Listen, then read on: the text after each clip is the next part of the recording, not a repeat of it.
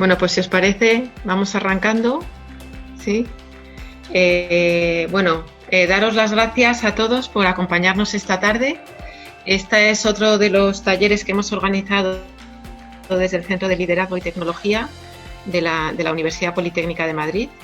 Yo no voy a volver otra vez a contaros la misión que tenemos dentro de la universidad, porque como lo he contado tantas veces, digo, estos me van a acabar ya cogiendo María, ¿no?, al centro y a todos. Pero sí, tal vez deciros que el centro es Centro de Liderazgo y Tecnología dentro de una universidad tecnológica, ¿no?, donde lo que queremos es también profundizar en esta interacción del binomio persona-tecnología. Entonces, vamos a abrir una serie de conversaciones o de encuentros con nuestros expertos, y hemos arrancado aquí con la industria 4.0, una reindustrialización eficiente y oportuna, ¿no? Tenemos profesores que tienen mucho conocimiento dentro de nuestra propia universidad en unas tecnologías que son hoy muy relevantes, y queremos que nos cuenten, ¿no? Queremos que nos cuenten qué es esto de la industria 4.0, qué impacto está teniendo en la sociedad, en la persona hoy, y por dónde va, ¿no? Por dónde va la tecnología y por dónde va la universidad. A mí, bueno, me hace especial ilusión también, ¿no?, poder presentaros al profesor Juan de Juanes, que está hoy con nosotros. Juan de Juanes es profesor de Ingeniería de Fabricación en la Escuela de Industriales.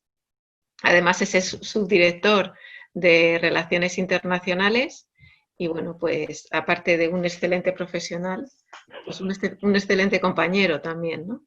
Entonces, pues nada, yo ya no le quito más tiempo. Deciros que, por favor, si podéis mantener los vídeos apagados y los micrófonos apagados, que tenemos el chat abierto para ir enviando todas las preguntas que queráis hacer al hilo de la charla. Va a estar ayudándonos y apoyándonos también Fali, que es Rafael Molina, y que estará también un poco haciendo la labor de moderación, ¿no?, de las preguntas. Entonces, lo mandáis por favor por el chat y en un momento dado, cuando Juan le parezca, pues iremos contestando a las preguntas que vayan llegando, y al final tendremos tiempo para debatir, para preguntar y para compartir inquietudes con él. ¿Vale? Pues cuando quieras, Juan, estamos deseando escucharte. Estupendo, pues bueno, muchísimas gracias, Isabel, por la cariñosa bienvenida y por la cariñosa introducción. Bueno, lo primero que tengo que decir es culpa mía, porque yo lo puse cuando me ofreció Isabel el hacer esto, pues me dijo, oye, propon una cosa de Industria 4.0, que he sido demasiado rimbombante. O sea, ahora viendo el título me arrepiento un poco, porque es una palabra muy fuerte. Reindustrialización, ¿no? Eficiente y oportuna, ¿no? También el momento en que estamos, ¿no?, en el que tanto se habla de alternativas para salir, ¿no? Yo lo primero que tengo que decir es que el título es demasiado pomposo y yo no voy a dar recetas para salir de esta crisis ya que se nos avecina y de la que todo el mundo está hablando.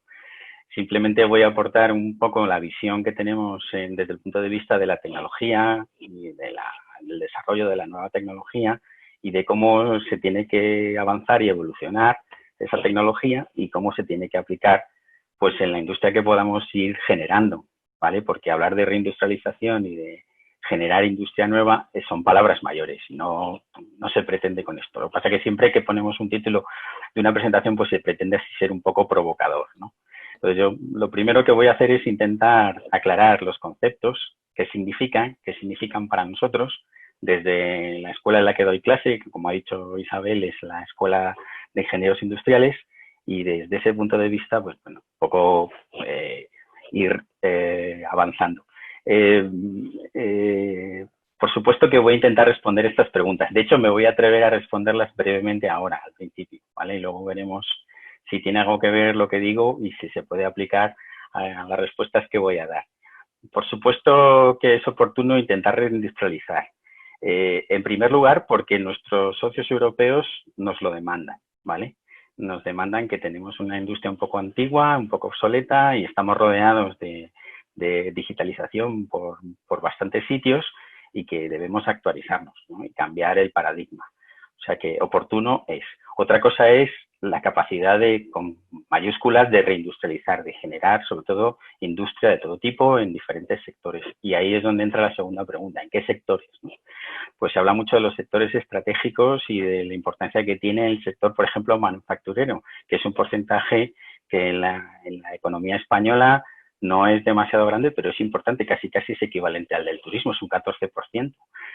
La industria manufacturera, digamos, hay países que se han dado cuenta que es un amarre, es un sitio para conseguir capear mejor el temporal cuando vienen mal dadas, sobre todo si tienes una economía manufacturera exportadora, ¿vale? O sea que yo creo que esas son las cosas claves que hay que plantearse. Tampoco podemos hacer industria de la nada, pero tenemos una potente industria de automoción en la que podemos hacer muchas cosas y hacer grandes cambios, y a eso es un poco a lo que me voy a referir después.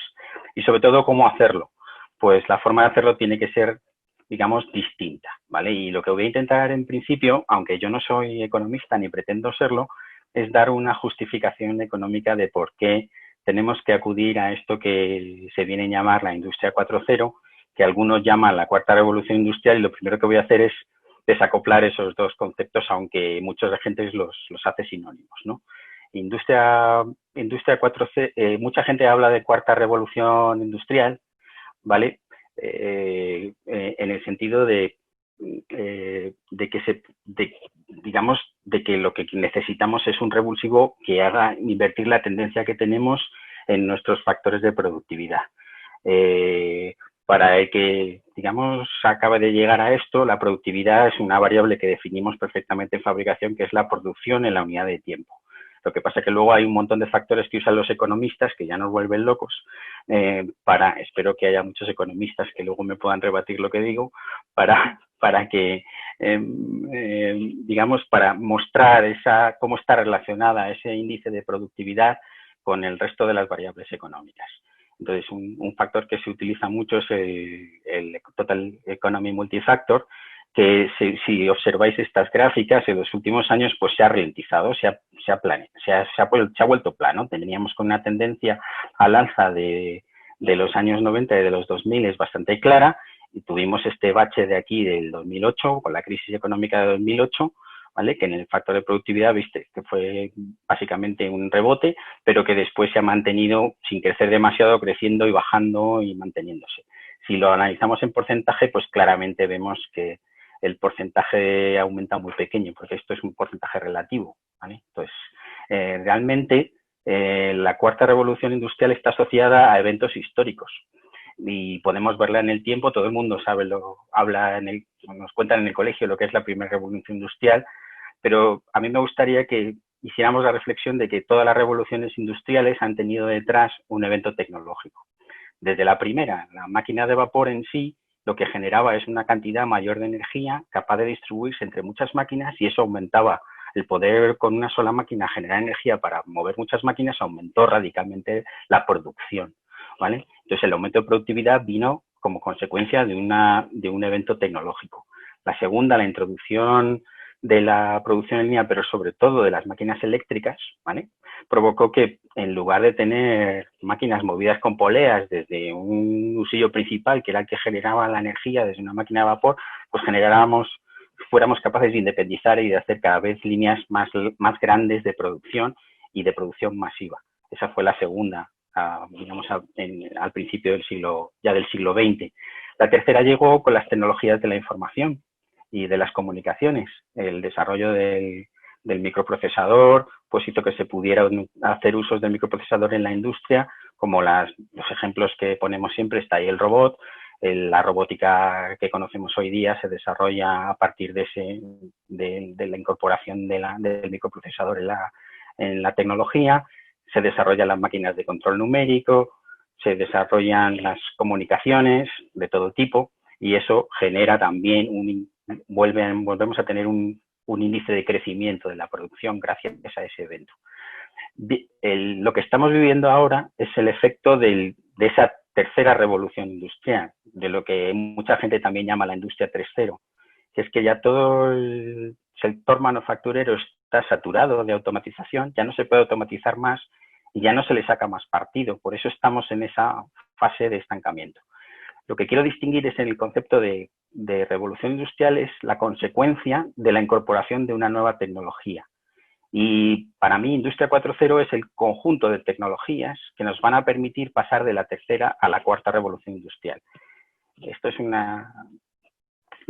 una representación que saca simplemente que hay una serie de cosas que son necesarias para la cuarta, como es el desarrollo de lo que llamamos de sistemas ciberfísicos, o como es la incorporación de la Internet de las cosas, sobre todo de la Internet industrial de las cosas, si hablamos de industria, y de las nuevas redes que nos van a permitir el sacar más rendimiento, sobre todo de la información que se genera en los procesos.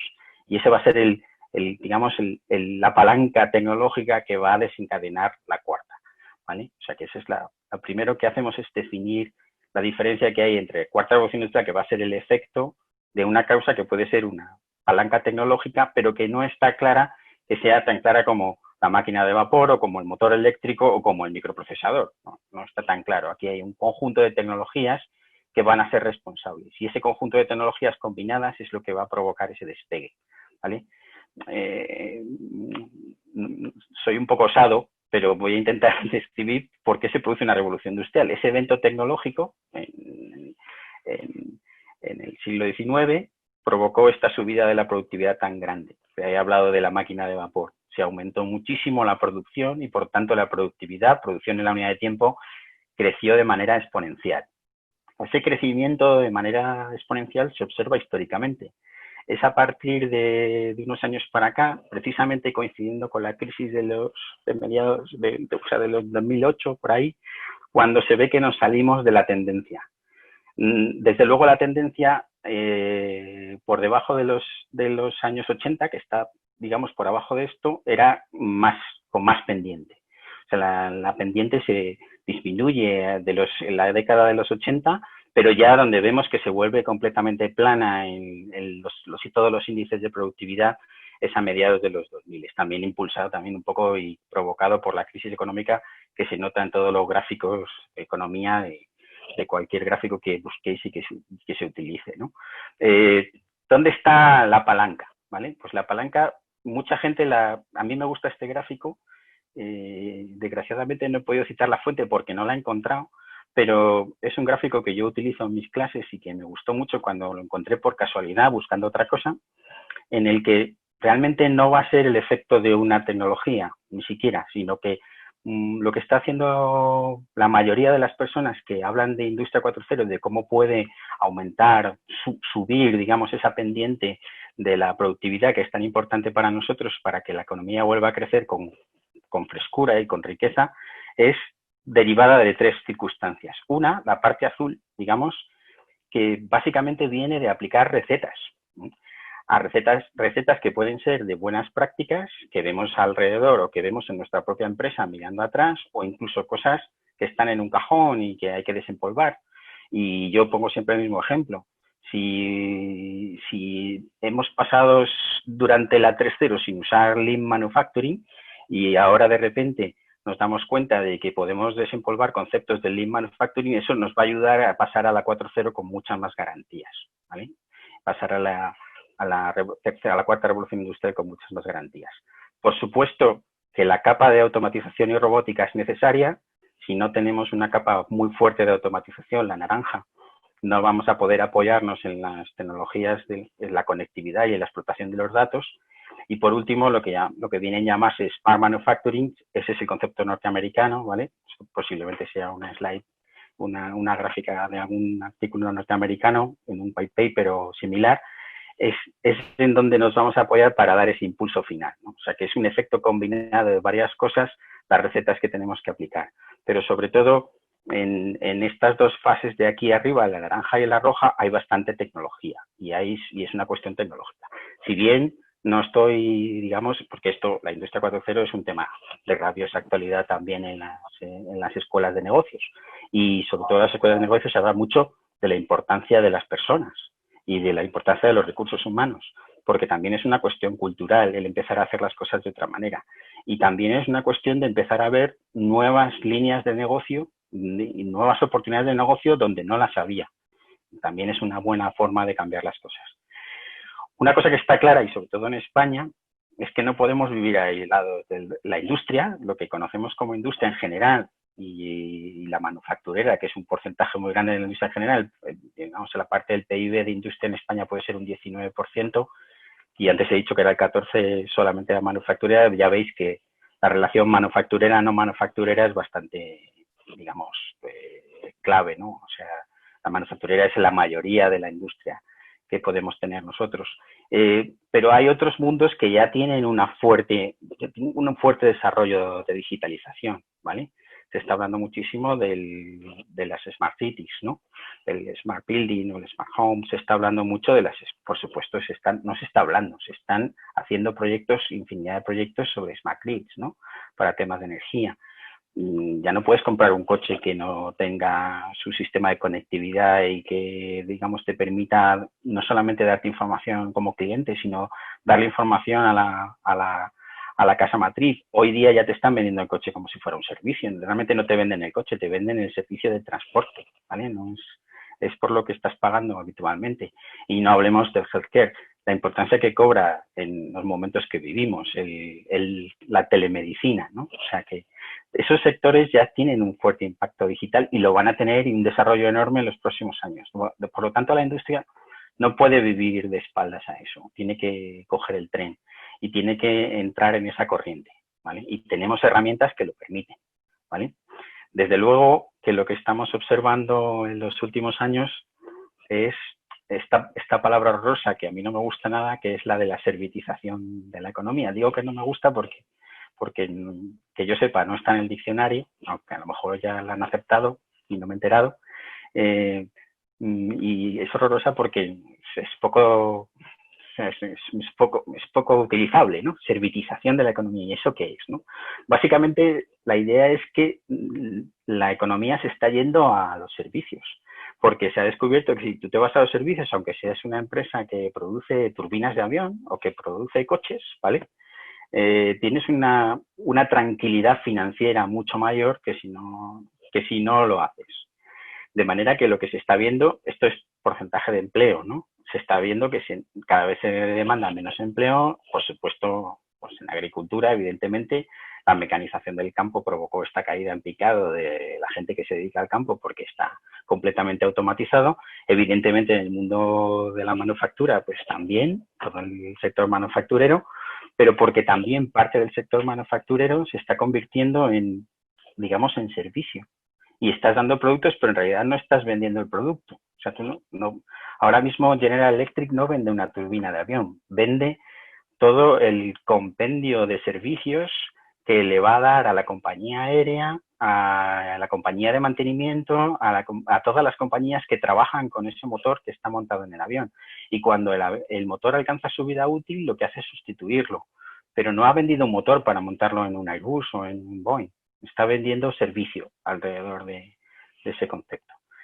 Esto hay una empresa europea, que es una empresa, por lo menos la división que yo más conozco, que es la de automatización, bienes de equipo de automatización, que es la empresa Siemens, que en el año 2007, justo antes de la crisis, empezó una mastodóntica operación de desembolso, mejor dicho, de inversión, y ha comprado hasta 2017 $10.000 millones en software en Estados Unidos, hasta el punto de que se ha convertido me parece que es el segundo o el tercer proveedor de software industrial del mundo o algo así. O sea, Siemens, que todo el mundo asocia, pues Martin von Siemens fue el que inventó el motor eléctrico, el responsable, si queremos ponerle nombre y apellidos a una revolución industrial, de la segunda revolución industrial.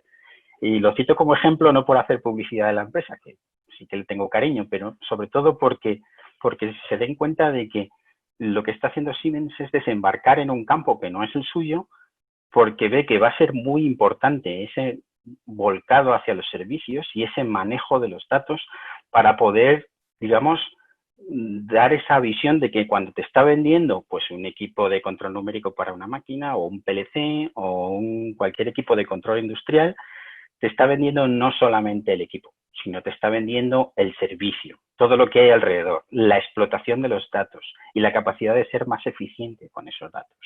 O sea que este movimiento, que es un movimiento famoso en los mercados por esa inversión tan grande, es un movimiento que digamos es un movimiento preparatorio para entrar en esta nueva fase digital de la economía. Si nos vamos a la referencia, bueno, el concepto de Industria 4.0 viene de una definición alemana, ¿vale? Industrie con acabado en E, ¿vale? Que es el concepto alemán, la palabra alemana. Fue una iniciativa alemana que se puso en marcha, pues eso, a mediados de los 2000, con la idea, bueno, ellos se dieron cuenta evidentemente de que necesitaban un revulsivo, sus cifras de productividad habían caído en picado, como las de todo el mundo, ¿vale? Incluso en China también tienen la curva de productividad estancada, parada, y esa preocupación les llevó a poner en marcha una serie de consorcios y agruparon diferentes consorcios de empresas para definir cuál podía ser el revulsivo, la palanca tecnológica que hiciera que saliéramos de esos índices de crecimiento. Y digamos, inventaron un manual para aplicar recetas por sectores y agrupando por empresas que guiaran esos sectores, ¿vale? Las empresas más importantes que agruparan esos sectores. Vale, esto empezó hace bastantes años en Alemania, en España luego hablaré de los diferentes enfoques por países, ¿vale? No me voy a anticipar. Hay 4 puntos que yo destaco del manual. Si revisan el manual, digamos, de lo que es la iniciativa Industrie 4.0 en Alemania, hay 4 cosas que yo creo que son las más importantes que menciona, ¿vale? Por un lado, es juntar los datos de producción de una manera más intensa con las tecnologías de las comunicaciones y de la información. Pero esto no es una cosa nueva, esto ya se hacía. Digamos que lo que busca la Industria 4.0 en este sentido es tener mucha más precisión en la información que se transmite entre capas, ¿vale? Y poder hacer una comunicación más directa con los assets, ¿no? Con los medios tecnológicos que tenemos produciendo en el shop floor, en la fábrica, ¿no? Luego, otra cosa muy importante que destaca la Industria 4.0 es los datos de cliente. Los datos de cliente son críticos. La experiencia de cliente muchas veces es lo que ayuda a mejorar un producto. Es muy importante mezclar esos datos con los datos de máquina, ¿vale? Que la máquina tenga información de cuáles son los datos de cliente. Hablaba antes de los vehículos conectados que no solamente mandan información a los propietarios, sino que también mandan información a la casa matriz, ¿vale? Y esa información a la casa matriz es valiosísima. Luego es muy importante que las máquinas dentro del shop floor, dentro del taller, dentro de la fábrica, se hablen unas a otras, ¿no? La comunicación máquina a máquina. M2M es Machine to Machine Communication. Es como hablamos, nos referimos a este término dentro de la fábrica. Súper importante. ¿Qué ocurre? Que normalmente la maquinaria en una planta, da igual la planta que sea, de la casa matriz que sea, siempre es una maquinaria que es heterogénea. No tenemos máquinas todas muy modernas, bueno, o sea, que acabamos de poner la planta, que entonces casi todo será moderno, pero normalmente se juntan churras con merinas, bueno, van apareciendo dinosaurios de máquinas con máquinas muy modernas y se tienen que comunicar unas con otras. Con lo cual eso nos va a obligar a forzar mucho el despliegue de comunicaciones entre ellas, el despliegue de sensores que permitan comunicarse de manera más sencilla y sobre todo, cómo ponen esa información relevante e importante esas máquinas a disposición de las otras y qué información ponen, ¿vale? Eso hay mucho que decir y hay muchos estándares que se están desarrollando para ese tipo de comunicaciones. Y por último, el objetivo de esto es que los sistemas sean capaces de autorregularse y mejorar su eficiencia de forma autónoma y flexible, ¿vale? Entonces, esa información que nosotros estamos obteniendo no tiene por objeto ser almacenada, porque almacenar información por almacenarla no tiene sentido y además cuesta dinero. Se trata de que extractemos la información de eso que estamos almacenando y seamos capaces de elaborarla con esa elaboración podamos sacar conclusiones y podamos tomar decisiones. Hasta el punto de que incluso si utilizamos un sistema de inteligencia artificial, que también vamos a hablar de eso un poquito, no necesitemos la decisión humana, sino que sea una propia inteligencia artificial basada en un sistema de decisión artificial, totalmente artificial, basada en machine learning o con lo que sea, podamos tomar decisiones sobre cosas claves que afectan a la eficiencia en el proceso productivo. Si nosotros en el Google tecleamos Industria 4.0 y ponemos y le damos al tab de imágenes, vamos a encontrar muchas roscas como estas. Yo las llamo las roscas de la Industria 4.0. Yo les puedo asegurar que llevo pues, cerca de 6 o 7 años sin parar, y ha habido años que he estado a casi 2 o 3 eventos por semana relacionados con la Industria 4.0, en los que participaba yo o en los que era simplemente oyente, ¿no? De todo tipo, de industria, de gobierno, de cámaras de comercio de otros países, etcétera, etcétera. Y en todos esos eventos he visto una rosca de la Industria 4.0. Bueno, pues esta rosquilla de la Industria 4.0 la traigo aquí porque quería un poco dar una pasada por esas tecnologías, pero una pasada rápida, ¿vale? Porque yo ni pretendo ni lo soy experto en todas y cada una de esas tecnologías. Mucha gente, bueno, es otra forma, es otra aproximación para hablar de la Industria 4.0, ¿no? Mucha gente, como cuando habla de Industria 4.0, siempre le gusta llevar el tema a la tecnología, pues dice, yo soy un experto en ciberseguridad, pues yo hago Industria 4.0. Bueno, necesariamente no es así. Es decir, para la Industria 4.0 necesitamos conceptos, son críticos los conceptos de ciberseguridad, ¿vale? Porque hablamos de conexión, de hiperconexión de los medios productivos, de hiperconexión en un mundo que son las Operation Technologies, es decir, son la tecnología de la información y las comunicaciones, pero a nivel de fábrica, que hasta ahora era un mundo aislado, ¿vale? Había una zona de seguridad ahí, una DMZ, una Demilitarized Zone, que era imposible atravesar, ¿no? Y esa zona que era imposible atravesar, ahora resulta que la tenemos que atravesar, porque si no la atravesamos no tenemos información que puede ser relevante para mejorar la eficiencia y para aumentar la productividad. Así que, evidentemente, el que sabe de ciberseguridad porque se dedica a ello es un profesional que nos viene como anillo al dedo, pero tiene que especializarse en una ciberseguridad si hablamos para industria, ¿vale? El concepto de industria, que es el concepto que tenemos en Europa, heredado de los alemanes, pues necesitamos que conozca cuál es digamos, las comunicaciones y la seguridad necesaria en un PLC o en un control numérico, porque sí, es un ordenador, pero es ligeramente distinto al típico PC que tenemos en las ITs, ¿no? En la información y las comunicaciones que tenemos en lo que es la compañía fuera de lo que es la fábrica, ¿no? Lo que utilizamos en los despachos, por así decirlo, ¿vale? Pongo ese ejemplo de ciberseguridad, pero en cualquiera de ellos me puedo mover en diferentes áreas. Yo soy un experto, por ejemplo, en robótica, ¿no? Vamos a hablar de cosas típicamente de la escuela, ¿no? De la escuela de industriales, ¿no? Tenemos el DISAM, ¿no? El centro conjunto con el CSIC, el CAR, ¿no? Centro de automatización y robótica, ¿no? Bueno, soy un experto en robótica móvil o soy un experto en robótica colaborativa. Bien, realmente lo que nos interesa digamos, de ese grado de expertise que podemos tener en ese área es cómo nos va a beneficiar ese desarrollo que hagamos desde el punto de vista de hardware, pero también desde el punto de vista de software, para aumentar la efectividad o la eficiencia en una aplicación concreta que estamos desarrollando en la industria.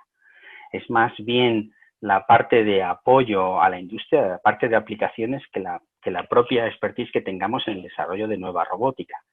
Cuando hablamos de robótica avanzada, normalmente no estamos hablando de los robots que tenemos ahora mismo. Ahora mismo, a día de hoy, en las fábricas, de los 70 o 80% de los robots, que son robots lo que llamamos hard, que están enjaulados y que son peligrosos y que por eso trabajan a un ritmo tan alto porque son máquinas bastante caras. Pero normalmente nosotros lo que vamos a utilizar de esos robots es qué datos generan, cómo los generan y si esos robots pueden trabajar con un humano al lado para aumentar las posibilidades de utilización.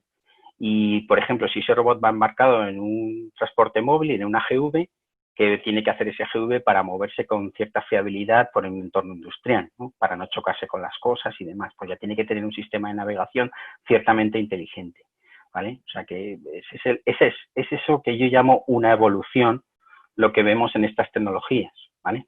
Yo voy a hablar sobre todo de simulación, ¿vale? También podría hablar un poco de additive manufacturing, pero sobre todo voy a hablar de simulación, pero eso lo dejo para después, ¿no? Hace mucho tiempo que, por ejemplo, se utiliza Internet de las cosas, ¿no? No es una cosa nueva, no es ni siquiera de mediados de los 2000. El concepto aquí es qué podemos hacer con los datos que no son de dispositivos, que también lo pueden ser, que llevamos nosotros, ¿no? Que es el Internet of the Things que conocemos todos, ¿no? La información que tenemos en el reloj de pulsera o en el teléfono, ¿no? Es el Internet of the Things, pero industrial. Los sensores que tenemos en las máquinas modernas. O sea, ahora mismo yo no puedo vender una máquina en el mercado, una máquina de producción, una máquina herramienta que no tenga, por supuesto, comunicación a Internet, pero que no sea capaz de generar un fichero interpretable o poner en un servidor o PC datos que necesito para utilizarlos en otro proceso. Es decir, la posibilidad de comunicarme con otras máquinas para realizar el famoso M2M, Machine-to-Machine Communication. Pero, ¿qué pasa si lo que tengo no es una máquina moderna que acabo de comprar, que ya me la han vendido con ese accesorio y con la capacidad de hacerlo, y lo que tengo es una máquina vieja? Pues lo que tengo que hacer es utilizar un despliegue de sensores que me proporcione la información que yo preciso de esa máquina, aunque la máquina no lo sepa, yo le estoy robando la información y la estoy poniendo en la red y la puedo utilizar, pero de forma, digamos, ordenada y precisa, no generar un big data por generarlo, ¿no? Me he pasado de traspa, perdón. No generar un big data y llenarlo de datos, sino más bien generar un smart data, un banco donde yo lo que puedo hacer es gestionar la menor cantidad de datos posible, porque eso va a ser mucho más barato, y pueda, digamos, elaborar decisiones a partir de esos datos de la forma más rápida posible y más simple posible. Y eso es mucho la conexión que tenemos, que no está en ninguno de estos circulitos, con la inteligencia artificial, ¿vale? Y con las nuevas aplicaciones de inteligencia artificial. Y esto seguro que hay muchos compañeros de Teleco que luego nos pueden dar luz en esto, cuando nosotros nos planteamos hacer aplicaciones muy complejas, por ejemplo, de control industrial desde el cloud, luchamos contra un problema que es la latencia, ¿no? Es la capacidad de hacerlo en el tiempo, ¿no? La capacidad de conseguir una respuesta en un tiempo razonablemente pequeño para que el proceso no se salga de control, ¿no? Las nuevas redes, el 5G, pues parece que van a solucionar ese problema, pero ahora, ¿cómo se está solucionando? Pues se está haciendo una combinación de Internet of the Things en vez de cloud computing, se llama edge computing, ¿vale? Que no está en estos círculos, pero que es una cosa que está de moda ahora mismo, la cito porque me ha venido a la cabeza, que lo que hace es que pone más cerca del proceso la capacidad de cálculo, la capacidad de analizar esos datos y elaborar una respuesta, y por lo tanto no tiene el problema de latencia que necesitas en un cloud. No tienes que mandarlo al cloud, elaborar la respuesta y devolverla, sino que lo puedes hacer en local. Y hay unas pastillitas, unos chips, el grupo de electrónica de la escuela trabaja en esto, ¿vale? El CEI, el Centro de Electrónica Industrial de la escuela, trabaja en esto, y es un grupo muy potente en desarrollar inteligencia artificial para aplicaciones IIoT, ¿vale? De Industrial Internet of the Things. Bien, he hecho así un repaso rápido, ¿no? Todo el mundo pone el additive manufacturing. Additive manufacturing es lo que todo el mundo conoce como el 3D printing, ¿no? El 3D printing. En realidad, el additive al que yo me refiero aquí no son las maquinitas que tú compras en Amazon para producir pequeños juguetitos de plástico, ¿vale? Que no, parece que lo estoy como despreciando, ¿no? Me parece muy interesante y es una forma de prototipado interesantísimo. Y ahora ha sido clave para hacer los soportes de algunas de las máscaras, ¿no? Y los makers se han puesto de moda gracias a eso, ¿no? Me parece que tiene su mercado y es interesante. Estoy hablando de la aditiva de pieza funcional, de pieza metálica o de pieza cerámica, que requiere una maquinaria un poco más precisa. Es verdad que es una tecnología que ha tardado en madurar, pero ahora se ha convertido en una tecnología madura y está dando lugar a soluciones increíbles combinadas con lo que llamamos diseño generativo, para generar geometría perfectamente funcional, con mucha menos cantidad de material, con unas prestaciones muchísimo mejores y en muy poco tiempo. Desde luego todavía no es competitivo en coste, si lo comparamos con los procesos convencionales o bien de plástico o bien metálicos, pero empieza a serlo. Luego voy a comentar un ejemplo de Augmented también, y voy a hablar de simulación y voy a hablar de Augmented, así que eso os los dejo para otro momento. Podría hablar de otros circulitos, pero ya no me quiero entretener más con la rosquilla de la industria 4.0 y voy a pasar a comentar algún ejemplo para que se vea lo que digo de la evolución, ¿no? Cómo evoluciona la tecnología, ¿no? Cómo podemos aprovecharnos de un aumento de eficiencia. Bueno, pongo estas 3 imágenes, ¿vale? Que no son mías, ¿vale? Esta claramente tiene un sponsor, que es la marca de coches conocida, ¿no? Para ver cómo ha sido la evolución en lo que llamamos realidad aumentada, ¿no? El concepto no es nuevo, pero hasta ahora digamos que no se ha podido llevar a cabo, digamos, por motivos tecnológicos. Pero desde los años 90 tenemos la capacidad de hacer, como esta turbina, modelos tridimensionales muy precisos de productos muy complejos, ¿vale? Esto es una turbina, un motor de avión, que está hecho completamente en 3D, con todo detalle, es una sección, se ve perfectamente. Bueno, sí, puedes incluso hacer una animación cinemática, incluso una animación dinámica. Hay una cosa que también se ha utilizado durante muchos años, ya incluso desde mediados de los 60 ya había sistemas de realidad virtual, ¿vale? Esto es virtual reality, lo que está haciendo esta señora de aquí, pues que es una señora que, por ejemplo, se está entrenando para hacer mantenimiento de turbinas de avión. Y en lugar de entrenar en una turbina normal, le pones unas gafas de realidad virtual y es capaz de meterse y sumergirse en la turbina y tocar tubos, soltar cables y poner otros cables y hacer cosas sobre la turbina. Evidentemente ahora hay muchos más mandos para poder hacer eso y objetos para poder hacer eso de una forma más inmersiva, ¿vale? Y más realista. Y esto pues ha ganado en prestaciones. Pero esto ya se podía hacer desde hace muchos años, ¿no? Yo he visto vídeos de entrenamientos virtuales y, por supuesto, los simuladores de vuelo son muy antiguos, pero de astronautas, ¿no? En simuladores virtuales tridimensionales como este. Pero ¿cuál es el paso, digamos, hacia el futuro? ¿Cuál es el paso de aumentar la realidad, ¿no? De conseguir más información asociada a la realidad? Pues es, por ejemplo, este sistema de mantenimiento en línea que tiene una marca de coches conocida, ¿no?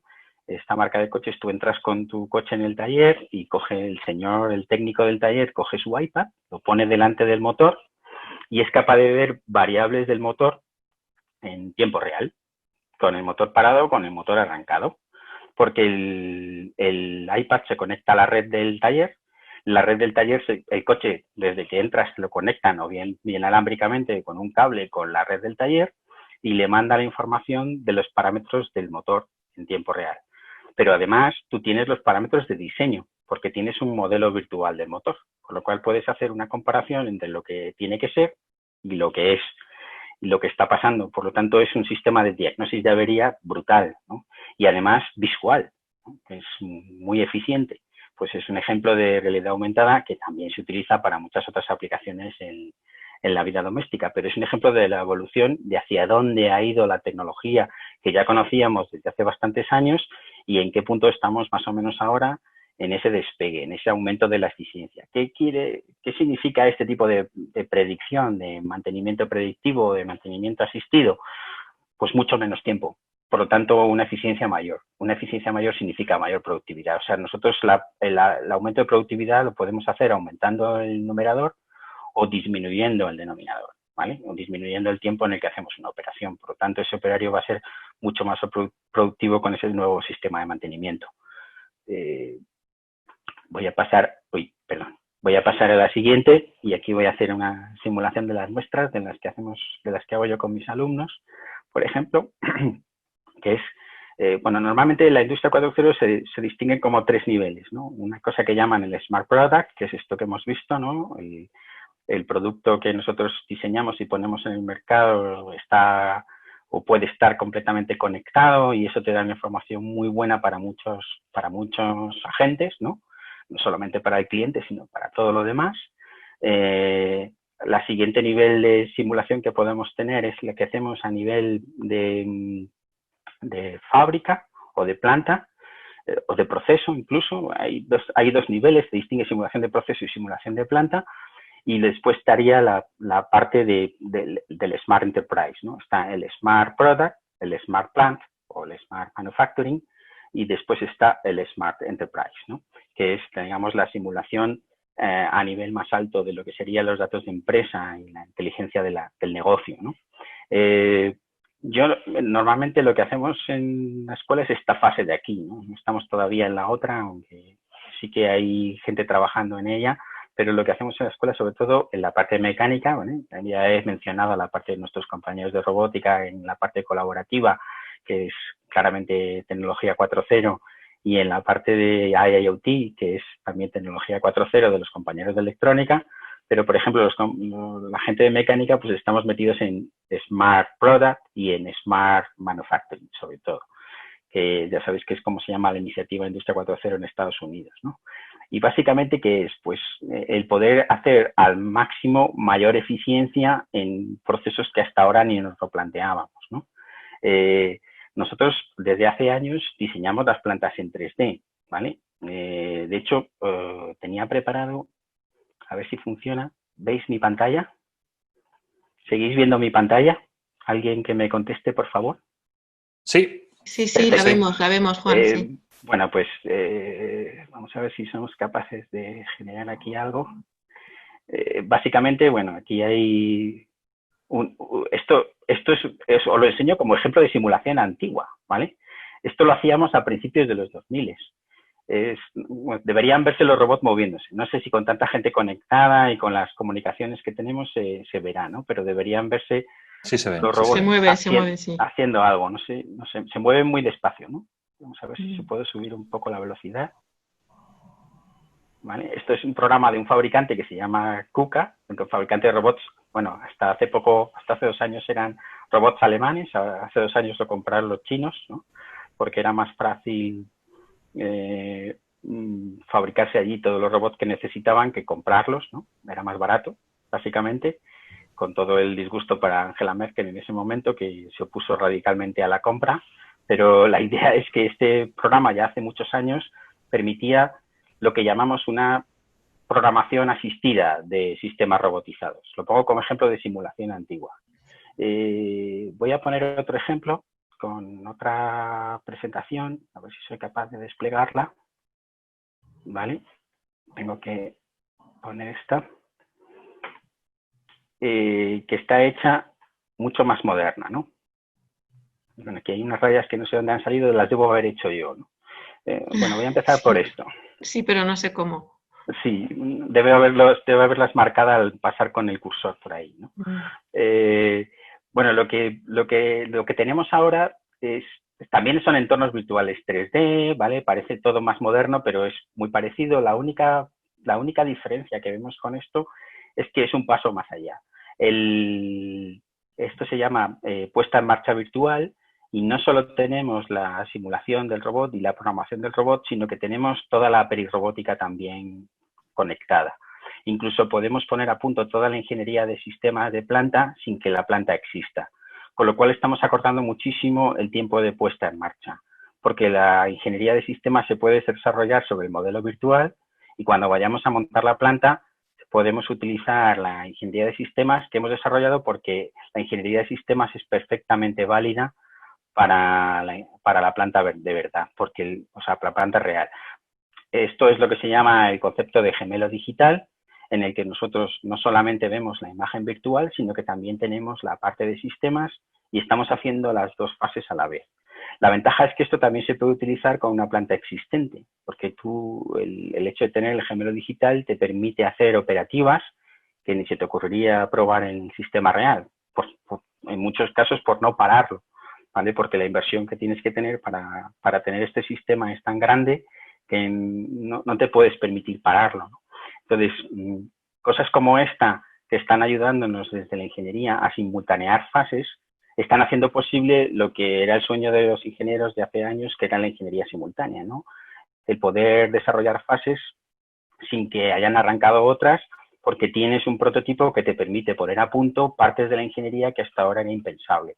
Toda esta parte de la ingeniería se hacía cuando la planta estaba montada, ¿no? Hace unos años, y ahora somos capaces de hacerla a priori, ¿vale? Es un ejemplo que quería poner de un antiguo alumno mío. Le tengo que mencionar, por si esto sale en el vídeo, Adrián García, que el año que viene se va a la Universidad de Aachen, ¿eh?, a hacer un programa de intercambio Erasmus, y estoy muy contento también por eso, ¿no? Porque ha sido alumno mío de TFG, y me gusta mucho que mis alumnos también se muevan y triunfen en el extranjero, ¿no? Y dicho eso, pues vamos a pasar a ver un poco otras tecnologías, ¿no? Y una curva que seguro que han visto muchas veces, ¿no? Es la famosa curva de hiperintensidad, ¿no? De las tecnologías. Esta curva la habrán visto para cientos de miles de tecnologías, en cientos de miles de sectores. Esto siempre es una foto en el tiempo. Es muy importante cuando veáis un gráfico de estos de hiperintensidad, darnos cuenta de en qué año está puesto, ¿vale? Y lo que hace el gráfico de hiperintensidad es decirnos, hay tecnologías que vienen pegando fuerte, que van a ser súper interesantes para resolver ciertos problemas, y tenemos lo que llamamos el pico de la expectativa inflada, ¿no? Va a ser la caña y va a estar súper de moda en los próximos años o los próximos meses, ¿vale? Depende también del marco de tiempo. Le tienen que decir un poco el marco de tiempo, en este caso no está expresado, pero vamos, es claramente digamos, hablamos normalmente en este tipo de tecnologías, podemos hablar en años, depende, ¿no? Porque fijaros que en este gráfico ya se menciona la aditiva, ¿vale? El 3D printing en la aditiva como una tecnología en la pendiente de estabilización, ¿vale? La pendiente de estabilización que da paso a la meseta de productividad. Y esa meseta de productividad se supone que es cuando la tecnología está madura y es cuando la tecnología produce y produce en buenas condiciones. La virtual reality, evidentemente, lo he mencionado antes, también lo está. El cloud computing, por supuesto. El cloud computing se va a ver reforzado si empezamos a beneficiarnos del 5G, también en la industria. Pero veis que hay tecnologías que han pasado por el pico de las expectativas que ahora están en clara decadencia, ¿no? Y que estamos en proceso de resolución. Se hablaba mucho hace unos meses, yo diría años ya, del machine to machine. De hecho, está en el documento de Industria 4.0, como os he dicho antes, y ahora pues como que está en duda el machine to machine. También ha sido provocado porque el cloud no tenía, o sea, tenía la latencia muy alta, ¿no? O sea, entonces el problema es que el machine to machine necesita una latencia muy baja para funcionar. Eso ha sido suplido con el edge computing, ¿no? Que no aparece aquí, yo creo, pero que está pegando fuerte, ¿no? Es una tecnología que está pegando muy fuerte. ¿Veis el blockchain? Parece que no se podía hacer nada sin blockchain, sobre todo temas de seguimiento y trazabilidad, ¿no? Que es muy importante en la industria y ahora está claramente en la pendiente de la desilusión, ¿no? En el camino de la desilusión. El Big Data ha pasado algo parecido, ¿no? Porque ya no se considera tan importante el tener grandes cantidades de datos, sino seleccionar muy bien los datos, ¿no? La inteligencia artificial está claramente en ascenso. Aquí hay algo que está, digamos, combinado, ¿no? Veis que el Machine Learning ya ha pasado por esa fase y ya está a punto de empezar a desinflarse, pero yo creo que son de las tecnologías que van a pasar claramente la curva de estabilización, ¿no? Esto es un poco para ver en qué punto está cada tecnología en el momento en que se saca la foto, ¿no? Es muy importante el tiempo en el que se saca la foto, ¿no? Pero todas estas tecnologías están relacionadas con la industria 4.0 de alguna o de otra manera. Por ejemplo, la augmented reality, digamos que cobra una importancia muy grande. Se ha visto que está circunscrita al tema de mantenimiento, es muy importante en el mantenimiento, pero no se ha visto más utilidad que esa, ¿no? Y se está utilizando mucho mantenimiento, pero parece que no despega en otras. Lo más importante desde mi punto de vista, esto cito a Siemens, ¿no? Otra vez, ¿no? Es que el valor de la empresa, el valor del negocio va a crecer claramente a lo largo del tiempo con la profundidad en la profundidad en la que usemos los datos. Fundamentalmente lo que estoy diciendo es que la industria 4.0 es una cuestión de datos, es una cuestión de data science, es una cuestión de computer science, ¿vale? Básicamente, ese es el mensaje que quería transmitir. La aproximación a esa data science, a ese computer science, no quiere decir que se tenga que hacer por profesionales. Luego voy a hablar del ingeniero 4.0, ¿vale? Que para mí no es ni un ingeniero industrial, ni un ingeniero de telecomunicación, ni un ingeniero informático. Yo metería más ingenieros de nuestra universidad, ¿vale? A muchas otras escuelas, pero por, digamos, hacerlos directamente relacionados con los temas, con las tecnologías que he mencionado. Para mí, un ingeniero 4.0 es una mezcla diríamos. El ingeniero 4.0 perfecto sería un poco de teleco, un poco de informática, un poco de industrial, porque necesitas conocer el proceso, necesitas una parte de producto y de proceso, necesitas una parte de comunicaciones, necesitas una parte de seguridad, de ciberseguridad, necesitas una parte de electrónica, de Internet de las cosas, necesitas una parte en general, de conceptos que ves en las tres ramas de especialización. Por supuesto, necesitas una parte de computación y una parte de matemática muy potente para hacer el tema de la inteligencia artificial. Pero estos son los 4 modos en los que yo puedo explotar los datos, ¿no? Lo que hacemos ahora es esto, ¿vale? Estamos en esta fase de aquí, ¿no? Un poco de predictiva, ¿no? Hablaba del mantenimiento ese del sistema de mantenimiento de Range Rover, ¿no? Por ejemplo. Con análisis de datos somos capaces de predecir situaciones y al predecir situaciones podemos anticiparnos, ¿vale? Se va a romper esta máquina, pues hay que hacer una operación de mantenimiento, ¿vale? Es básicamente el ejemplo que pongo siempre. Pero nosotros podemos poner en un panel información de cómo van evolucionando esos datos y puede ser un apoyo a la decisión brutal. Los famosos paneles que ya se hacen en muchas empresas y en muchas fábricas de Business Intelligence, ¿no? En el que nosotros vemos cómo están evolucionando los datos y somos capaces de tomar decisiones. Pero es que el paso siguiente es que la persona que ahora toma las decisiones deje de ser una persona y se convierta en una máquina. Y lo que pongamos sea una inteligencia artificial, de manera que la deducción la haga una máquina y esa máquina es la que tome las decisiones y la que decida cómo vamos a ser más eficientes. Seguramente en unos años lo va a hacer mejor que una persona, ¿vale? O sea que ese es un poco, y eso es lo que hablamos de profundidad de uso de los datos. Cuanto más profundicemos en el uso de los datos y pasemos en el modo de datos que usamos, más valor vamos a obtener por la misma cantidad de inversión o de esfuerzo, digamos, o de recursos que vamos a poner.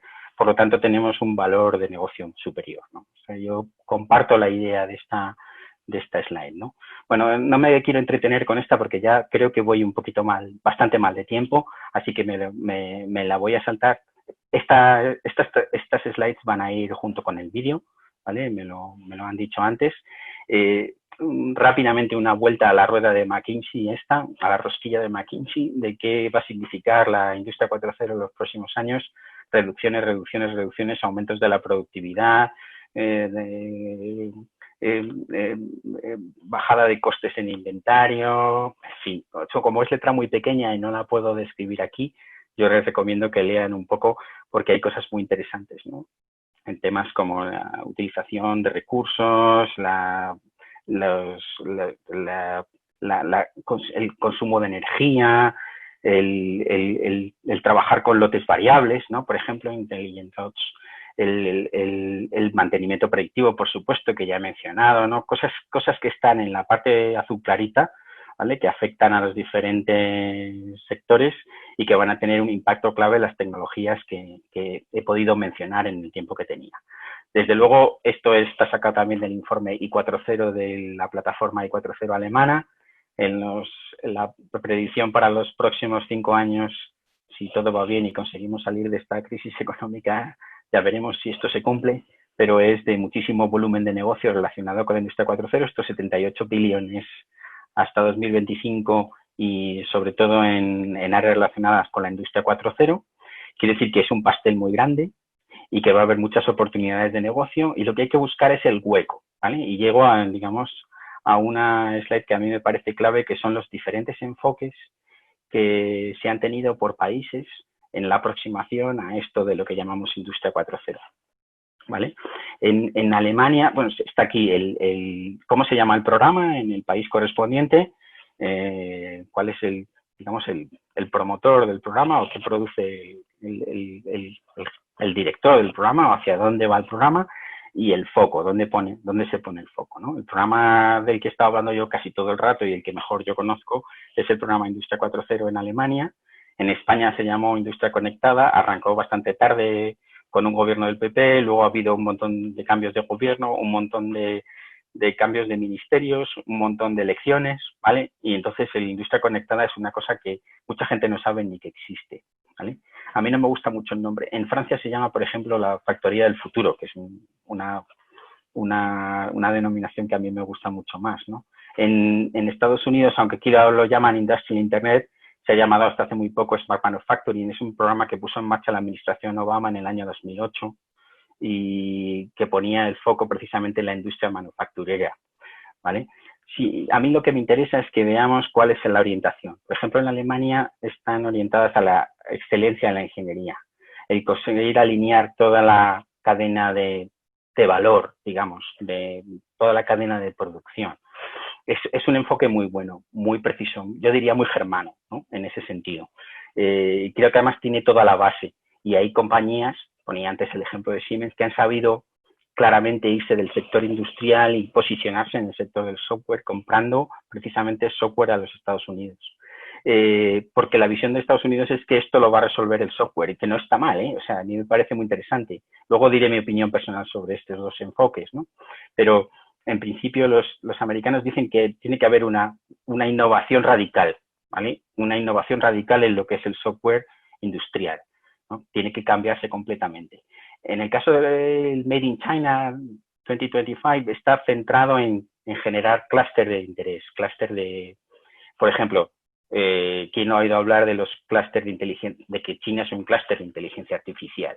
Ellos han dicho, hay que apostar por la inteligencia artificial, que es su futuro. Me parece muy bien y me parece un buen enfoque, porque si eres bueno haciendo inteligencia artificial, posiblemente seas bueno intentando aplicarla, pero tienes que tener un poco de barniz de las otras áreas. No te basta solo con ser un genio de computer science para conseguir que esa artificial intelligence funcione en el entorno industrial. Necesitas ese barniz de la parte industrial, necesitas ese barniz de las telecomunicaciones, necesitas ese barniz de la IoT para conseguir que eso funcione en el entorno industrial. Y luego, por ejemplo, son especialistas en el desarrollo de tecnologías llave, de tecnologías clave, como es la 5G, ¿vale? Y va a ser muy difícil ahí que no se lleven el gato al agua con la tecnología 5G, que además es vital y de vital importancia para intentar llevarnos esto a la industria con menor latencia y poder hacer pues más cosas en el cloud y cosas de ese estilo. En Japón el enfoque es muy parecido al de Alemania. Lo que pasa es que ellos han apostado por hacer aplicaciones piloto a pequeña escala y luego hacer un escalado de esas aplicaciones, ¿no? En general, todo lo que es el norte de Europa se está desarrollando iniciativas muy parecidas a las alemanas. Y fijaos lo que dice en Berlin Economics, ¿vale? Que es la fuente que cito, sobre EU South, que es donde nos encontraríamos nosotros. Dicen reindustrialización. A mí me parece que en 2017 a los países del sur de Europa ya nos digan que nos tenemos que reindustrializar, es como que nos digan, no, os estamos leyendo la cartilla, ¿no? Tenéis que cambiar un poquito la forma de hacer las cosas, ¿no? Y tenéis que hacerlas de manera diferente porque si no estáis fuera.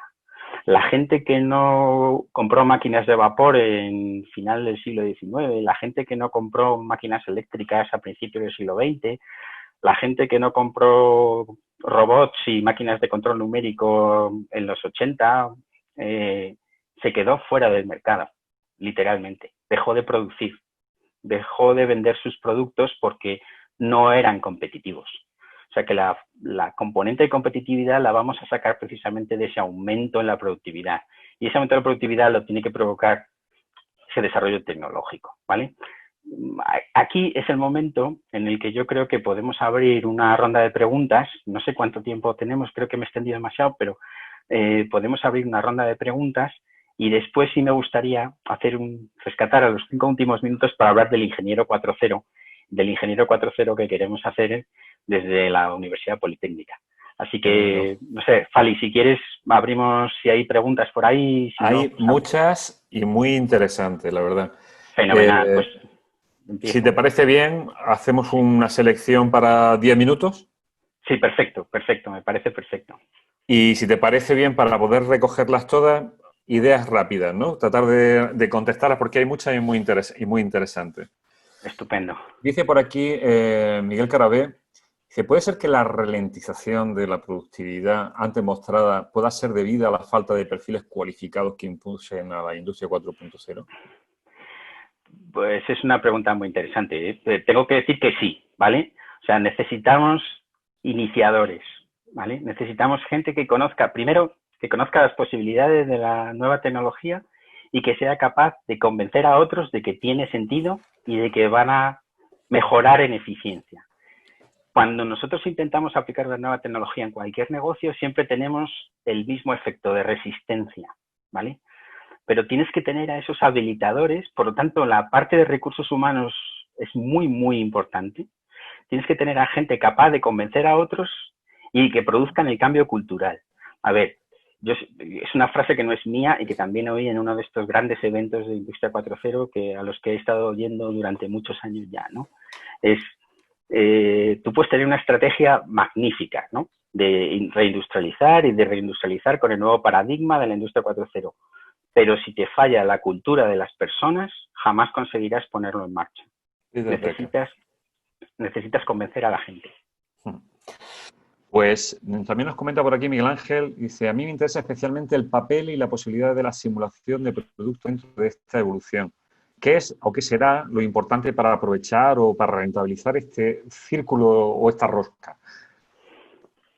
Claro, también es muy buena pregunta y no sé si la acabo de entender, ¿no? Porque tiene como muchos, es como un prisma. Claro, ¿no? tiene muchas aristas, tiene como la propia rosca, tiene muchos elementos. Eso ¿Cómo aprovechar, vale. cómo somos capaces de aprovechar esa rosca? Sí, la rosca, es difícil que una compañía sea buena en todo lo de la rosca.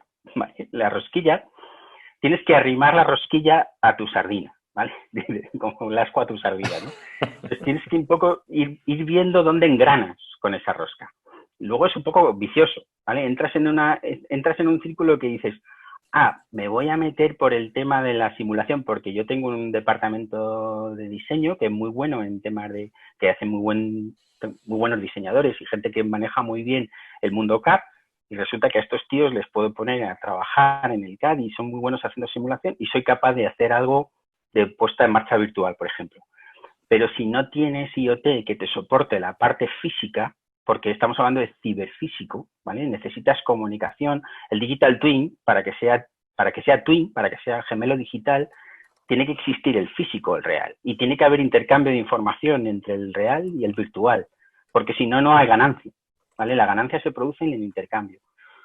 Por lo tanto, el utilizar un elemento de la rosca te va muchas veces a llevar a utilizar otro. Por ejemplo, hoy día no se está utilizando Internet of the Things, Industrial Internet of the Things, si no se está utilizando Artificial Intelligence. No tiene sentido tener datos sin procesarlos para hacer algo y para sacar conclusiones. De hecho, hay mucha gente que habla del concepto que lo comprime como AIIoT, que es Artificial Intelligence and Internet of the Things, todo junto. Y lo escriben como el acrónimo es AIIoT. Sí, yo soy de los partidarios, de hecho. Entonces, realmente, ¿por dónde entras? O sea, no puedes entrar por toda la vez. O sea, no tiene sentido decir, yo me tengo que posicionar en todas estas tecnologías para mi negocio. No. Tienes que ayudarte un consultor, ¿vale? Alguien que sepa un poquito y que te diga, oye, pues, ¿os habéis planteado hacer esto? Anda, pues yo sé que hay una empresa que hace cosas de estas, que tiene un producto que te podría venir bien y ya te metes en un área en el que empiezas a hacer cositas con algo de Industria 4.0. Y ese es el primer paso. Y de ahí el primer escalón. Y el primer escalón te va a llevar a otro escalón y a otro escalón. Te vas a encontrar que en 6 meses, en un año, en 2 años, depende de la empresa, has dado muchos escalones porque una cosa te va a conectar con otra y vas a aumentar eficiencia conectando esas tecnologías. Juan, ¿me dejas que te ponga en un brete? Sí, por supuesto. Pues, a ver, hemos hablado mucho y hay una frase que a mí me ha gustado mucho, que es una cuestión de datos, ¿no? Y de aquí voy a sacar 2 patas. Una es la experiencia cada uno se lo lleva a su mapa, al sector portuario, y yo he tenido la suerte de participar en la digitalización, el proceso de digitalización del sistema portuario español y liderar un poco todo ese proceso de digitalización que comenzamos hace ya casi 13 años. Y es una cuestión de datos, es una cuestión de datos, de normalización de los datos, de que todo se pueda hablar entre sí, de que haya un denominador común sobre la semántica de qué es cada cosa. Y la pregunta a Brete, ¿estás de acuerdo con la definición de productividad? Nosotros en el sector del transporte, en el sector de portuario, te puedo asegurar que el concepto de productividad ni está definido ni se le espera. Ya.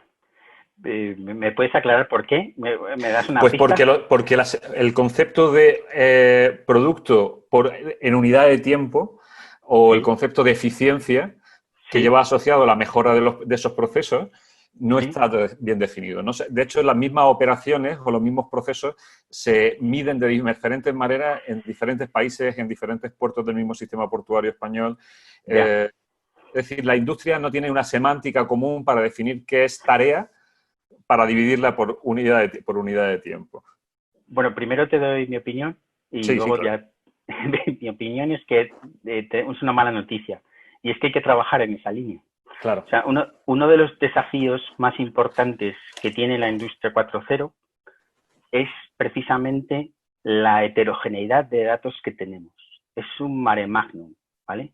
Porque, y además los soportes que utilizamos, ¿no? Y no solo hablo de hardware, ¿no? Hablo de tipos de datos, de formas de programación, de miles de cosas, ¿no? Hablo en general, ¿no? Es decir, Uh-huh. lo primero que tenemos que definir son estándares, normas que nos permitan comunicarnos unos con otros con la misma, en el que la información quede muy clara, ¿vale? Quede muy clara. Porque si no, no vamos a poder sacar partido a esa información que vamos a Claro. obtener. Y luego, necesitamos criterios, necesitamos los KPIs famosos, ¿vale? Necesitamos definirlos y necesitamos además que todo el mundo utilice los mismos para poder ser intercomparables. Una de las cosas que estamos viendo, desgraciadamente, de esta pandemia es que los datos entre países no son intercomparables, porque cada uno utiliza un procedimiento para hacerlo. Y Uh-huh. eso es una labor que debería haber hecho la OMS, normalizar la forma en la que se dan los datos en una epidemia, ¿vale? Es tan Efectivamente. sencillo como eso. Y Uh-huh. tendríamos datos homogéneos entre países.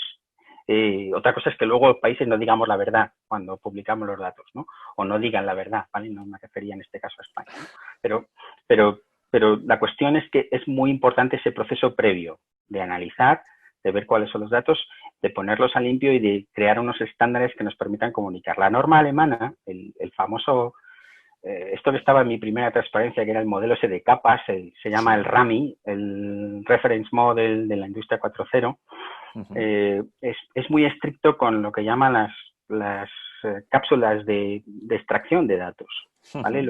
Lo que define es una forma de extraer los datos de manera precisa de cada asset para convertirlos en un tren de datos que sea aprovechable por el resto de las capas, ¿no? Porque si empezamos a meter datos en bruto, nadie Uh-huh. va a poder utilizarlos, porque ninguna aplicación se va a entender con ellos. Efectivamente. O sea que al final, sí. Está llegando una avalancha de preguntas y muchas de ellas son súper interesantes. ¿Te apetece que sigamos ahondando en esta o que cambiemos de tercio? Vamos, si quieres, y luego volvemos sobre ella, vamos a ir abriendo más el espectro, a ver más Venga, fenomenal. preguntas. Dice, ¿pueden ser sustituidos en el futuro puestos como Product Manager o Project Manager por una máquina que tome la mayoría de decisiones de planificación? Sí, tengo que decir que soy un believer de eso. No Sí, sé cuándo va total, a pasar, total, total. pero es una profesión súper fácil de quitar, ¿vale? También la de profesor de universidad, creo, ¿eh? Somos súper fáciles Dice, de eliminar, sí. ¿cómo podemos producir ese cambio cultural si la premisa es sustituir ya sea procesos, personas, en muchos casos en que interpretamos como una pérdida de ciertos puestos de trabajo? Es decir, hablamos sobre Pickle Decker, el cambio de cultura frente a la estrategia.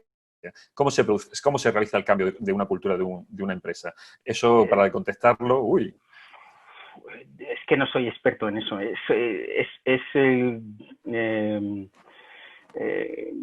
Lo dejo para los generadores del cambio, ¿no? Para la gente que es capaz de motivar, para la gente que es Sí, capaz de generar cambio. No me atrevo, es que ni siquiera me atrevo a hincarle el diente.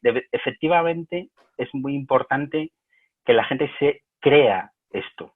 sí. Se lo crea y lo aplique. O sea, y parte de la gracia está en probarlo. O sea, tú no puedes gestionar el cambio de algo si no te atreves ni siquiera a probarlo. Es decir, yo estoy cómodo como estoy y yo produzco como estoy. Pero si te dicen al día siguiente, oye, mira, es que si no cambias, vas a dejar de ser competitivo y te van a quitar la comida del plato, literalmente, porque lo que tú produces no lo vas a poder seguir produciendo. O sea, podemos plantearnos, reindustrializamos, por ejemplo, sector estratégico como es la producción de bienes de consumo sanitario, ¿no? Mascarillas, todo esto que está tan de moda. Voy a poner un ejemplo que está muy de moda ahora, ¿no? Y sí, nos traemos la producción. Hoy Donald Trump estaba inaugurando visitando, una empresa de mascarillas en Kansas, ¿no?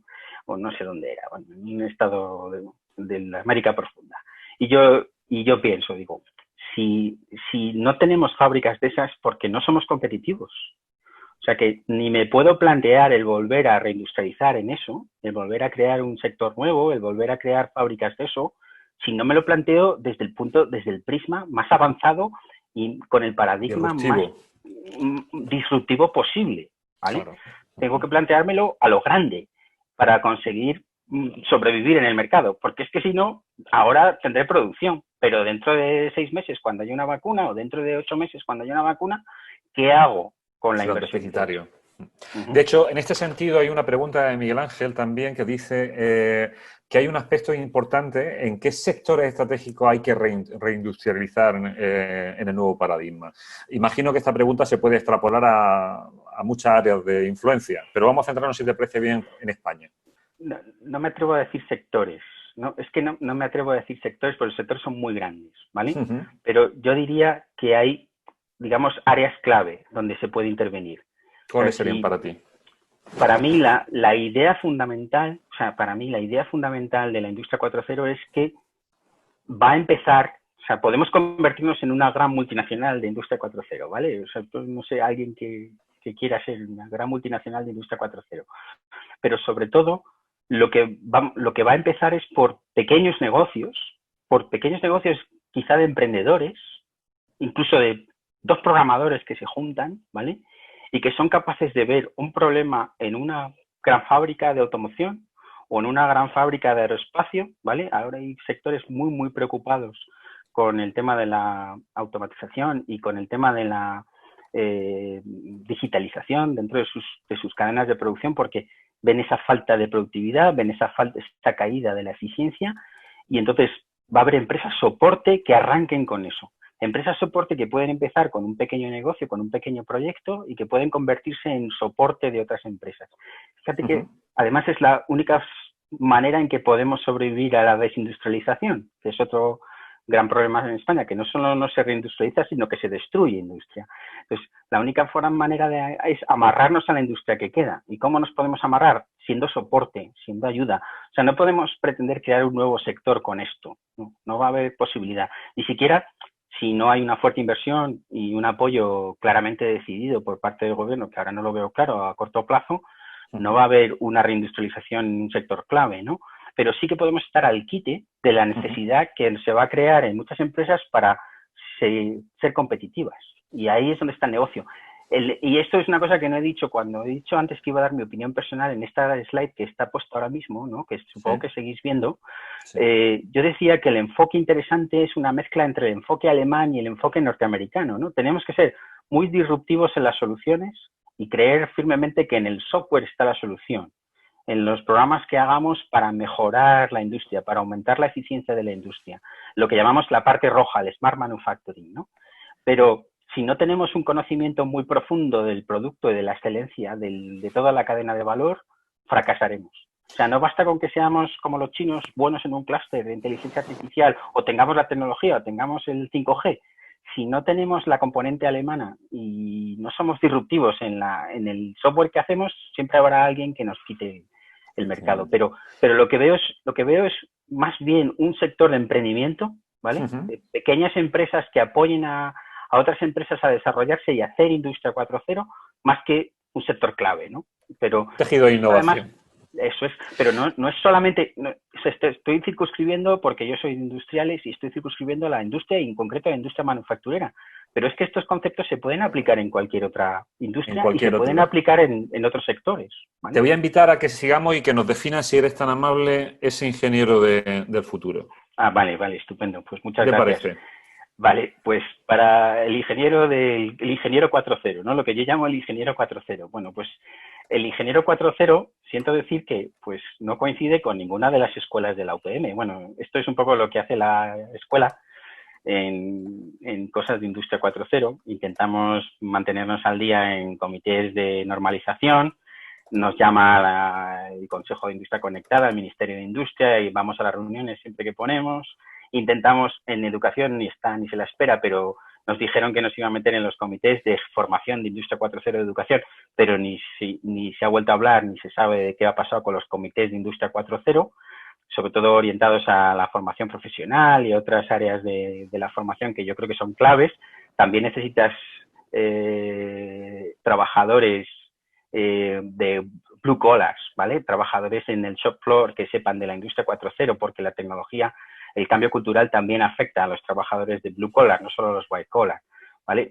Blue collar son los trabajadores, los operadores, ¿no? Los que están en el taller.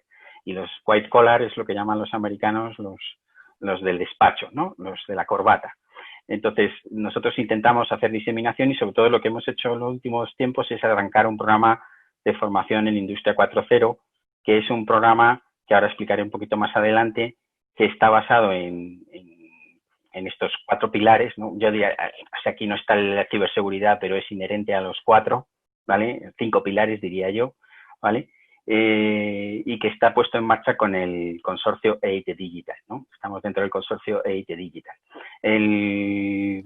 Digamos que nosotros consideramos que un ingeniero 4.0 debería ser pues una especie de mezcla entre un ingeniero, una parte mecánico, ¿vale? Diría yo, bueno, mecánico electrónico, ¿vale? Mecatrónico, diría yo, de un industrial mecatrónico, que no tenemos ni siquiera especialidad mecatrónica, tenemos electrónica y tenemos mecánica, pero no tenemos mecatrónica, que tuviera muchos conceptos claros de lo que llamamos las tecnologías relacionadas con el digital manufacturing, ¿vale? Manufacturing es una palabra que yo insisto en el tema de la industria 4.0 es clave, ¿vale?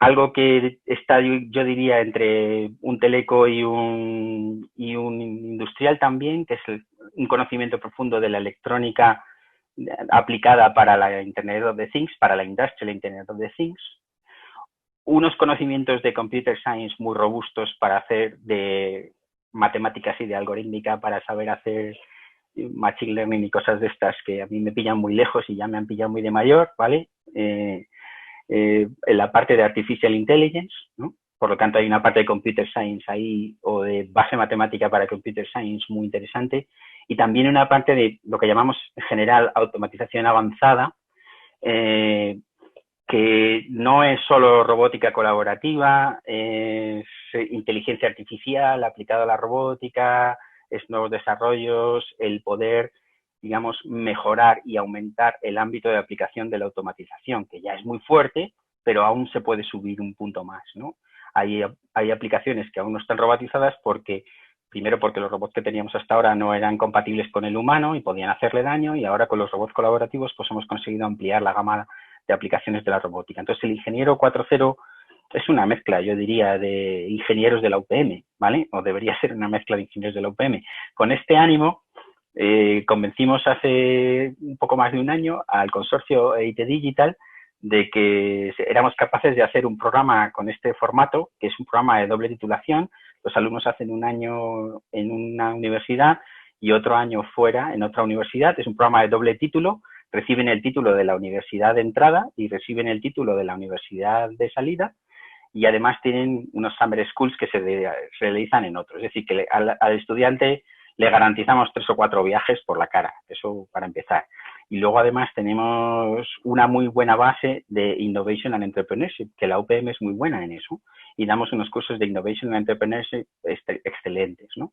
Entonces hay muchos créditos, 30 ECTS, una cuarta parte del máster, que están dedicados a innovación y emprendimiento, cosa que yo destaco que es muy importante en este negocio, que además he dicho que no hay claramente un sector estratégico, es apoyo en otros sectores lo que vamos a hacer normalmente en esto. Entonces necesitamos gente joven que sepa programar y que sepa de industria y que sepa de IoT y que sepa de Artificial Intelligence, que se ponga a trabajar para otras empresas y que les ayude a desarrollar la industria 4.0. Y con ese ánimo pusimos en marcha este máster que empieza el año que viene, ya tenemos alumnos, felizmente. Seguramente vamos a empezar online en el primer semestre, eso ha sido el acuerdo que yo creo que hemos llegado al final en EIT. No está confirmado, pero casi seguro que vamos a tener que empezar online, no en presencial. Estaba pensado para presencial y creemos que los tiros de la formación del ingeniero 4.0 tienen que ir por ahí. Se sale un poco de lo que son las carreras tradicionales, de los estudios tradicionales compartimentados en escuelas en la UPM.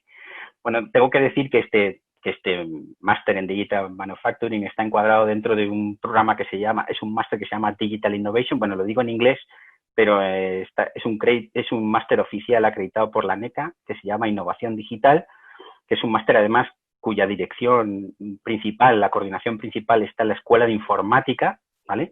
Lo que pasa es que hay una pata de especialización, ahora mismo tiene tiene 2 patas, pero va a tener 2 más este año.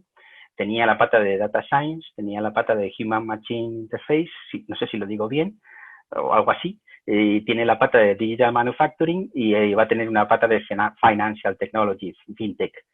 Va a tener 4 patas de especialización, pero el máster se llama Digital Innovation. Lo que está acreditado con la NECA como máster oficial sobre todo es la parte de innovación. Creemos que la innovación es lo que tiene que llegar a las empresas en esas áreas, ¿no?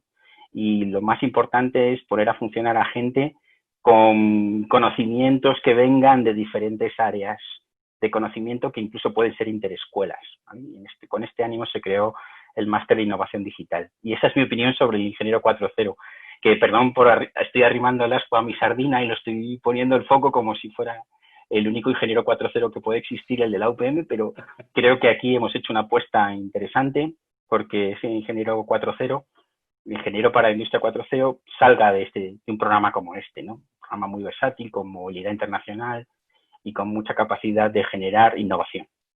Y ya me callo. Ahora más, no sé si ya se nos ha ido el tiempo y todo. Hay un montón de preguntas.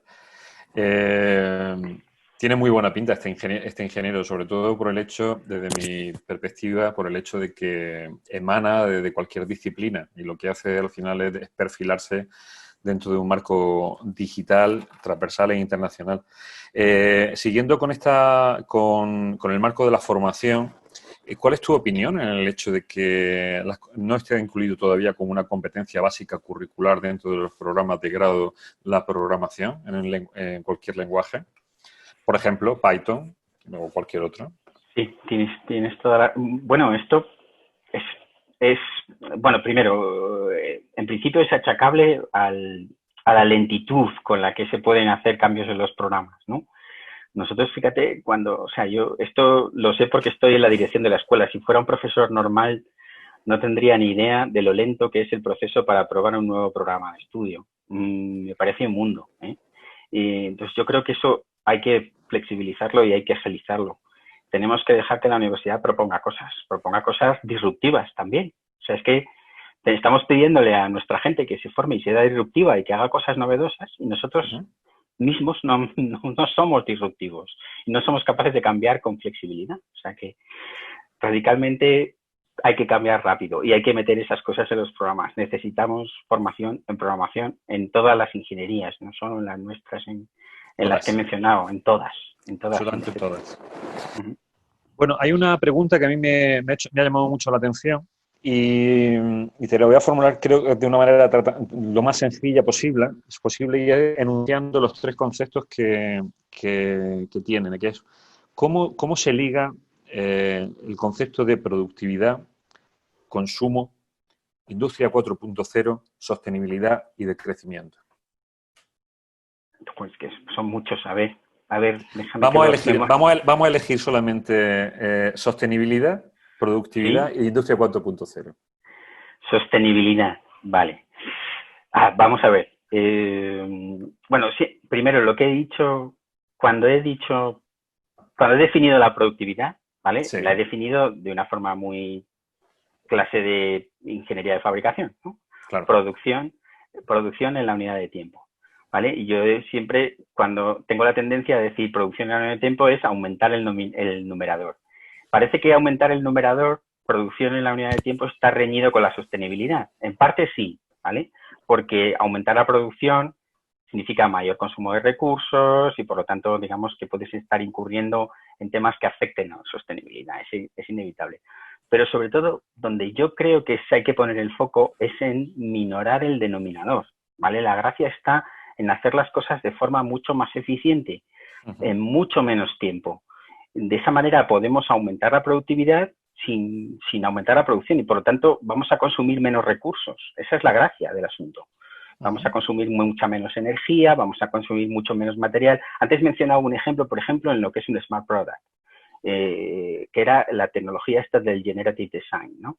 Sí. Tú tenías que hacer un soporte para sujetar una pieza a otra, un soporte de unión, y antes lo hacías en un bloque metálico con coeficiente de seguridad, espesores, y un pedazo de pieza ahí con un montón de aluminio o de acero para conseguirlo. Ahora le pasas un programita inteligente dentro del sistema de CAD porque le dices que lo vas a hacer por aditiva y de repente esa pieza se convierte en algo mucho más liviano, mucho más ligero, pero que funciona exactamente igual. Con eso hemos ahorrado muchísimos recursos y somos mucho más sostenibles, ¿vale?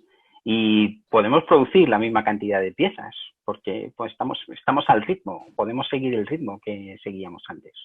Ese es, digamos, el punto clave. O sea que no está reñido, el aumento de la productividad no está reñido con la sostenibilidad. No necesariamente porque no pongo el foco en el numerador, pongo el foco en el denominador. Bien, pues si te parece lo voy a ligar con otra, porque siempre que tocamos el numerador o el denominador pasa algo, ¿no?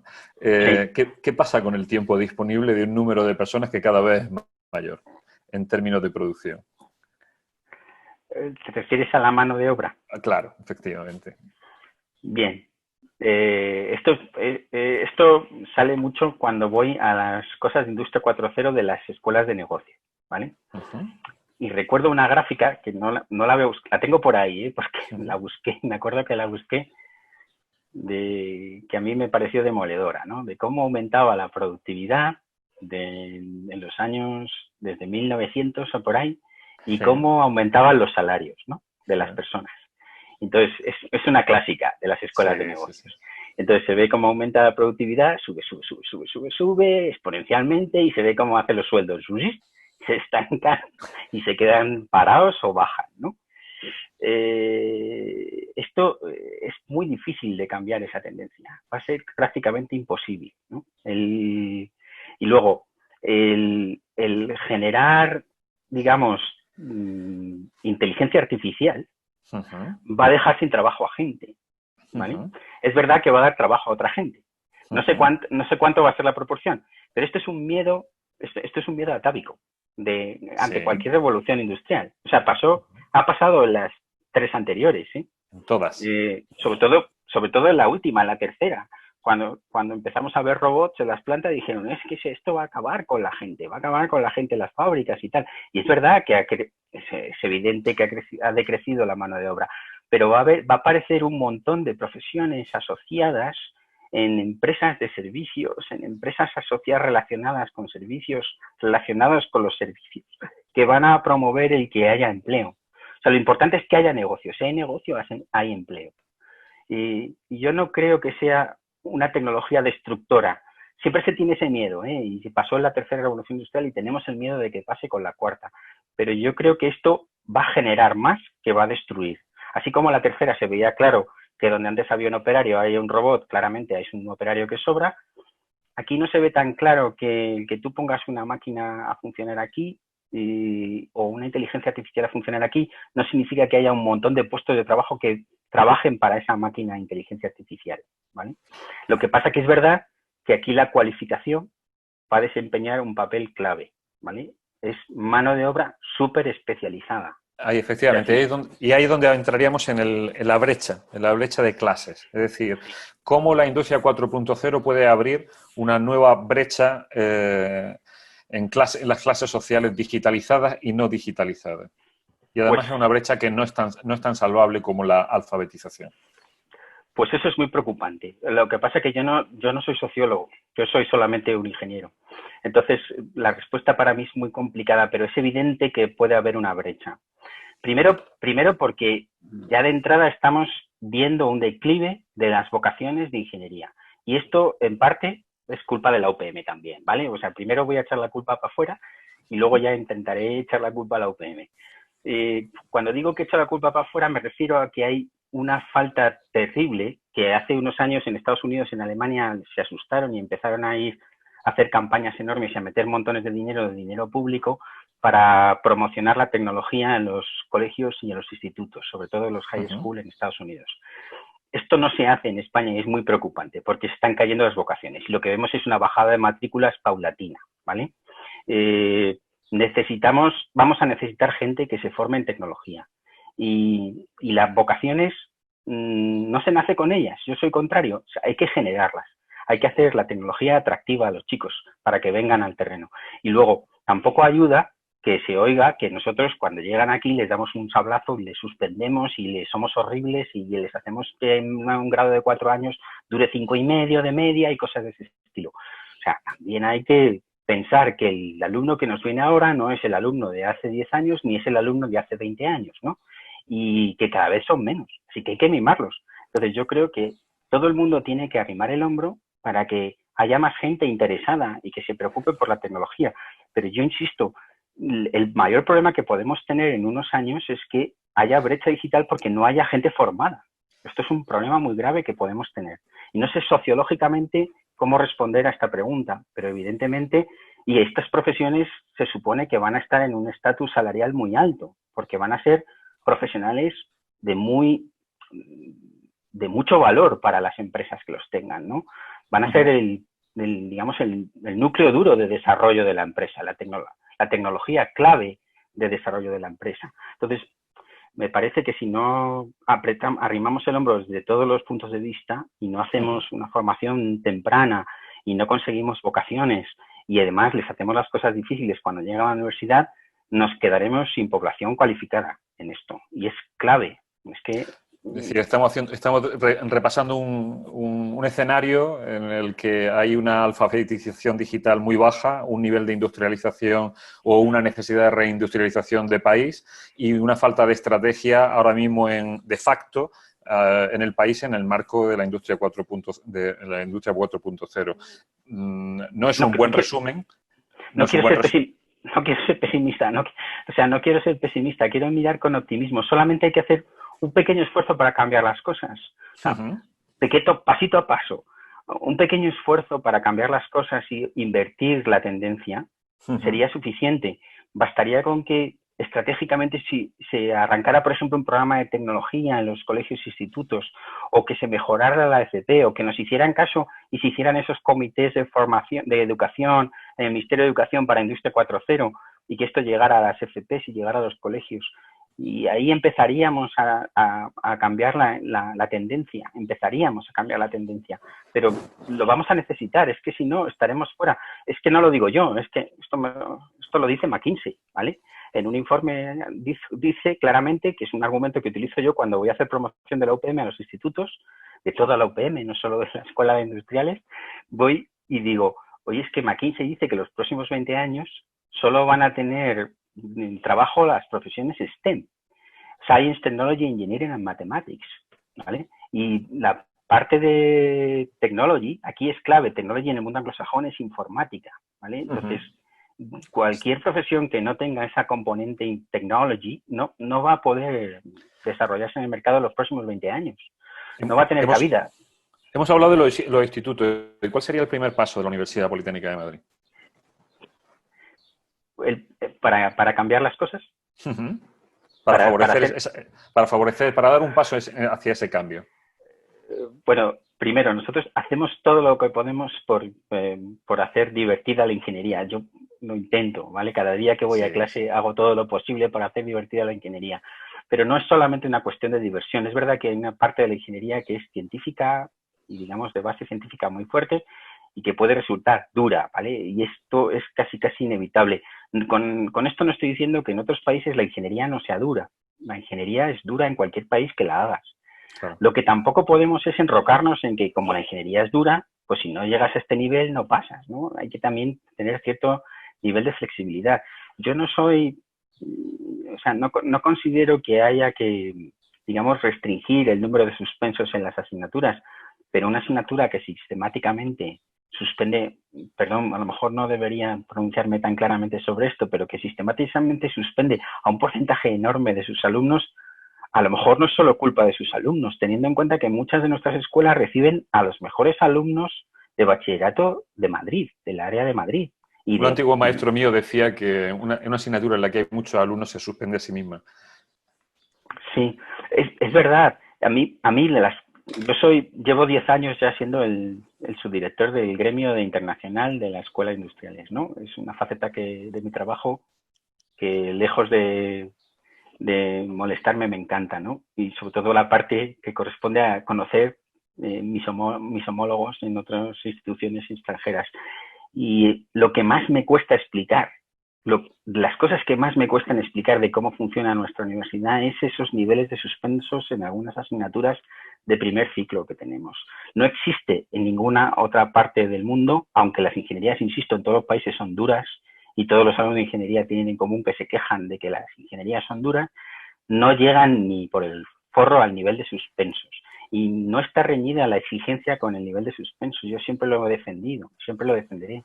Se puede tener un nivel de exigencia altísimo y tener un nivel de suspensos bajísimo, ¿vale? No veo la proporción, o sea, no veo que tengan que ir relacionados en modo alguno.